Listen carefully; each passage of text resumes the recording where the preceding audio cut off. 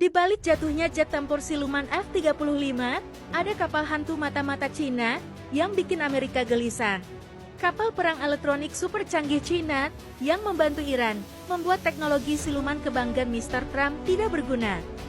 Secanggih apakah kapal hantu perang elektronik Cina itu yang sampai membuat Mr. Trump pasrah? Mari kita lanjut. Kita semua sudah lihat video F-35 Amerika yang jatuh diserang Iran. Tapi ada satu aktor kunci yang tidak pernah muncul dan menjadi pemain di belakang layar. Yaitu, sebuah kapal raksasa milik Cina yang diam-diam memata-mati setiap gerakan, baik pergerakan setiap aset militer, maupun pancaran gelombang elektronik militer Amerika. Ini bukan teori konspirasi. Ini fakta geopolitik yang mengubah segalanya. Kapal siluman perang elektronik itu namanya Liawang 1, kapal pengintai elektronik tercanggih yang pernah dimiliki Cina, diluncurkan tahun 2025, baru setahun beroperasi, bobotnya 30.000 ton seukuran kapal induk ringan.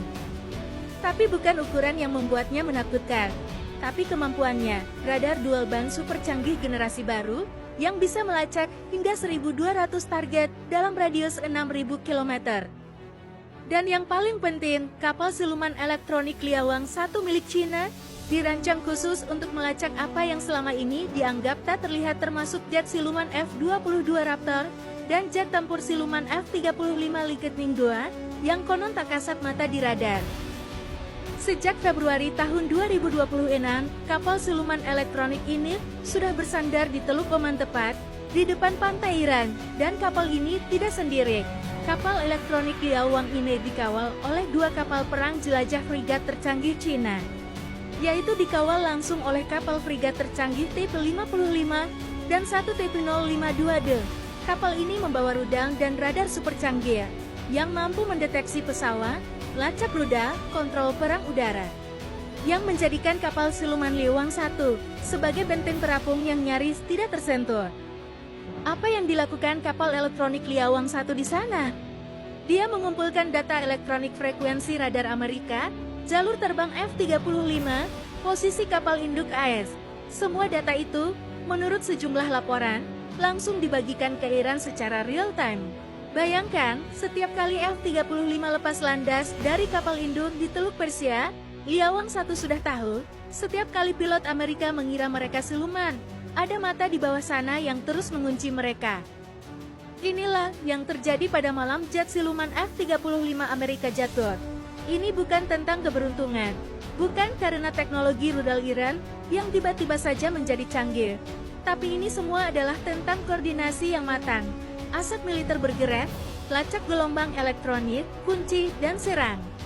Kapal elektronik Liawang 1 Cina mengidentifikasi frekuensi radar F-35, menentukan jalur terbangnya, dan mengirim data itu ke sistem pertahanan udara Iran.